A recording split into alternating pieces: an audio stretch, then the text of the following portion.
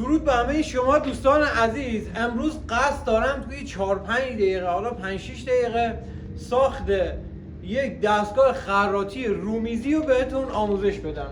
این دستگاه خراطی رو من 6-7 سال پیش ساختمش. حالا یه گوشه کارگاه افتاده بود، آوردم گفتم آموزش ساختش توی این چند دقیقه برای شما عزیزان توضیح بدم و اگه ایرادی هم اون موقع داشته الان براتون رفعش کنم. دوستان عزیز یه نکته رو بهتون بگم، این 1 سال گذشته من یه مقدار کمکار شدم. خب روی همین حساب یه سری از دوستان شاید دیگه کمتر میان به کانال ما و 60% بازدیدهای من از طرف ایرانی هست که اونا رو حساب نمیکنه. برای خیلی از دوستان همکار 30 تا 40%، حالا از شانس ما 60%. میخوام از این به بعد کلی ایده، شاید پر 4 تا 5 تا دفتر من ایده نوشتم، میخوام تمام اون ایده ها رو یکی یکی براتون اجرا کنم. پس کانال من رو حمایت کنید، داشته باشین، لایک کنید، سابسکرایب کنید، برای دوستان بفرستید. بیشتر توضیح نمیدم، بریم سراغ آموزش ساختش. ببینید عزیزان، من چند تا ایده توی این دستگاه خراطی رومیزی به کار بردم. اون ایده ها رو اینجا به شما میگم که توی ساخت دستگاه خراطی خیلی کارتون راحت بشه. اول کاری که من اینجا انجام دادم، ببین همینطور که میبینید یه تیکه ناودونی حدود شاید 50-60 سانته آوردم. بعد چی کار کردم؟ این قسمت جلو، خب، و این قسمت عقب من 2 تا مهره آوردم که توی این پیچ متری میل کبریتی، دارم اسم میارم که موقع خرید بدونید، پیچ متری میل کبریتی که توی این لق بزنه، یعنی رزوش نیاز نیست داخل بره. شما به جای این مهره میتونید بوش استفاده کنید، لوله استفاده کنید. 2 تا میندازیم، یکی این ور یکی اون ور، و جوش میدیم به بدنه، طوری که این میلگرد ما کشویی داخلش بره، خیلی هم لق نزنه، نباید لقی داشته باشه. یه دونه مهره هم اینجا من انداختم. مهره رو چیکار کردم؟ مهره رو یه تیکه انقدی بهش وصله جوش دادم، آوردمش این بالا. این همون قطعه است که من جوش دادم به مهره. یه تیکه حالا ورق فرض کنیم 15 میل 20 میله آوردم بالا. از کناره ها 2 تا نبشی بهش چسبوندم. من پیچ کردم، شما میتونید جوشش بدین. خب روی ناودونی هم به این صورت کشویی من در آوردم که این ورقه حالا 20 میل ما کشویی راحت داخل این بازی کنه.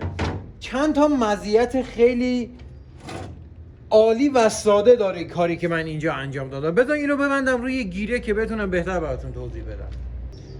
بذار اول این 2 تا مزیت رو بگم و بعد برم سراغ اون مزیت اصلیش که خیلی از شما دوستان عزیز برای ساخت دستگاه خراطی به مشکل میخورید باش.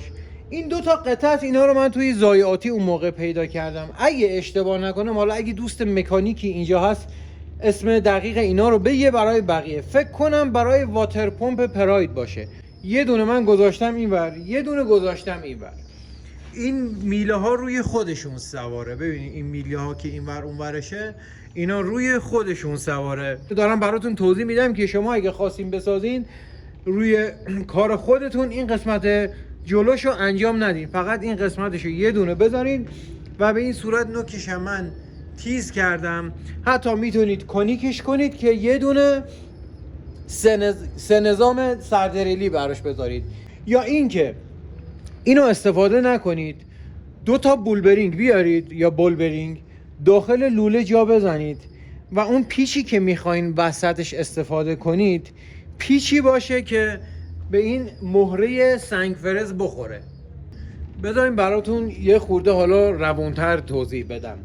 این قسمت متحرکش، شما اگه میخواین 3 نظام کار بذارین، یه دونه 3 نظام برید تهیه کنید و بعد پیچی تهیه کنید که رزوش با این، ببینید رزوش با این 3 نظام یکی باشه. خب وقتی این پیچ رو شما پیدا کردین، البته نشبیه این، یه پیچ سالم باشه. پیچ رو که تهیه کردین، بعد برین 2 تا بولبرینگ تهیه کنید که قطر اون داخلیش با قطر این پیچ یکی باشه که اینا برن داخل هم. بعد اون بولبرینگ ها رو میارید داخل یه لوله شبیه به این کار میذارید که به این صورت اون پیچه بره داخلش. این برای فک متحرکش. خب حالا برای فک ثابتش که این بره، ببینید برای فک ثابتش من خودم حتما این بلا رو میخوام به سر این بیارم. برای فک ثابتش یه دونه مهره سنگ فرز از اینا که رزوه داره داخلش، یه دونه مهره سنگ فرز تهیه کنید و بعد پیچی که روی این بسته بشه، روی این مهره بسته بشه تهیه کنید طبق همون ایده جلوتر که براتون گفتن. 2 تا بولبرینگ هم برای اون پیچ تهیه کنید. چرا میگم اینجا مهره سنگ فرز باشه؟ شما وقتی اون پیچ الان تصور کنید اون پیچ داخل اینه و مهره سنگ فرز اینجا بسته میشه. خب میتونید راحت مهره رو باز کنید، این مهره رو به اون چوبی که میخواین، مثلا میخواین اینو خراطیش کنید، مهره رو روی این با پیچ خودکار MDF میبندید، 3 تا حالا یا 4 تا مهره رو اینجا میبندید روی همین پیچ. ایده از این بهتر خدا وکیل. مهره رو میبندید به اینجا. حالا بریم سراغ مزیت اصلی این دستگاهی که من ساختم. ببینید مزیت اصلیش توی همین کشویی بودنشه که من اینجا یه پیچ متریک اینجا کار گذاشتم. ببینید به این صورت اینو میچرخونم، الان این فکه داره میاد عقب. شما وقتی این پیچ رو اینجا کار بذارین دیگه اینجا نیاز به مرغک ندارین. متوجه شدین چی میگم؟ تصور کنید اینجا 3 نظامه کار شده.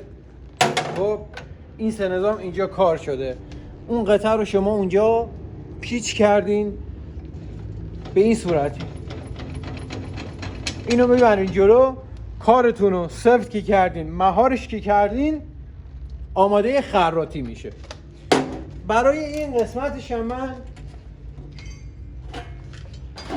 این پایه رو گذاشتم. شما یه پایه میتونید برای این جلو بسازین که روی همین خود این بسته میشه. اگه میخواین داخل کاسه یا حالا پیاله یا هر چیز در بیارین از اون روش استفاده کنید. الان اینو من براتون یه تستم میگیرم ازش که متوجه بشین کارآمده. اینی که من ساختم اینجا با دریل کار میکنه.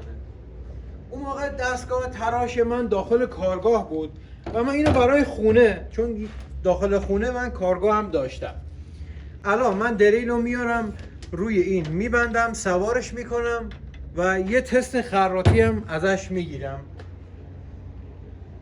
ببینید اون موقع من چیکار کرده بودم عزیزان، اینجا اومدم یه دونه مهره جوش دادم به کف این. ببینید این وقتی عقب جلو میکنه برای اینکه به اون حد نهایت خودش که رسید پیچ رو ما سفت کردیم، حالا چوب یا کنده رو محکم گرفت، این پیچه رو من سفت میکنم سر جاش به این صورت. وقتی سفت بشه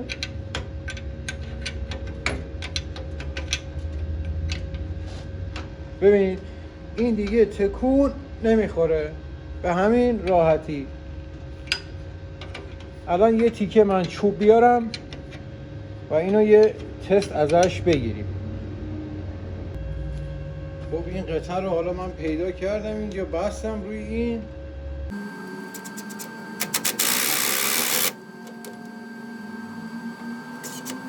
شما تصور کنید اون مهره سنگی رو که گفتم، شما مهره سنگ رو میبستید به چوب و میآوردید اینجا روی قطعه کار میبستین. این پیش هم من سفتش کنم. خب حالا بریم برای تستش.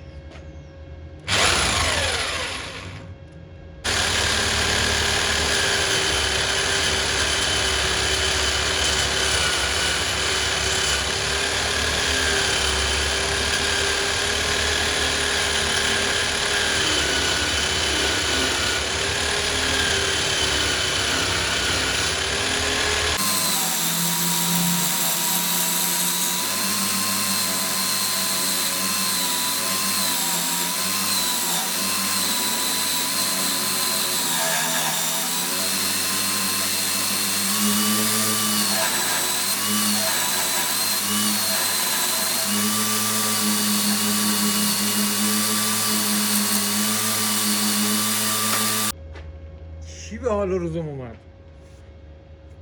خدا به این نجاره و خرات ها قوت بده.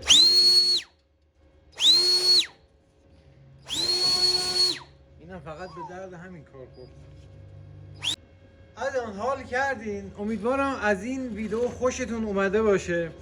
اگه از این دست ویدیوها خوشتون میاد و چون من یک سری از این ابزارها زیاد ساختم که حقیقت افتادن این گوشه کنارا یا دارم با خیلی هاشون کار میکنم، میتونم اینجوری به همین صورت حالا تئوری براتون آموزش ساخت یه همچین ابزارهایی هم بذارم. اگه خوشتون اومده یا دوست دارین داخل کامنت ها بگین. یا حق